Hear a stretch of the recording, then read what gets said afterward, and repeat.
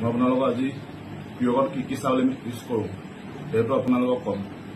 Kindly মই নিউট্ৰিজা ব্ৰেণ্ডৰ caffeine 100 mg capsule এইটো ইউজ কৰি আছোঁ, প্লাছ ইয়াৰ লগতে কম্বাইন কৰি আপোনালোকক L-থিয়নিক এইটো ইউজ কৰোঁ।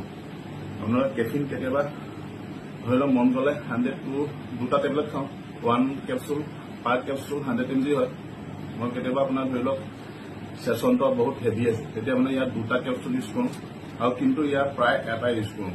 কিন্তু আপোনাক কোৱা মতে 1:2 ৰেচিঅ' হ'ব লাগে বুলি কয়। মানে আপোনালোকে কেফিনৰ 100 mg আৰু ইয়াত 200 mg, সেইটো মানে আপোনাৰ বেষ্ট কম্বিনেশ্যন বুলি কয়। আপোনালোকক কম এই কম্বিনেশ্যনটো কিয় বেষ্ট, কেফিন কিয় বেষ্ট চবেই জানে। কেফিন হৈছে ৱৰ্ল্ডৰ বেষ্ট পিয়ৰ। আপোনালোকৰ মেণ্টেল এলাৰ্টনেছ এনাৰ্জি প্ৰভাইড কৰে আৰু এক্সট্ৰিম ফ'কাছ দিয়ে, সেইটো চবেই গম পায়। কিন্তু আপোনালোকৰ কেফিনৰ এটা ছাইড ইফেক্ট আছে।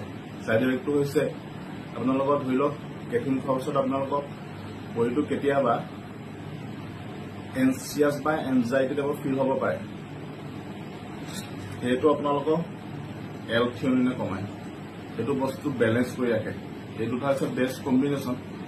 আপোনাৰ ইয়াৰ যোন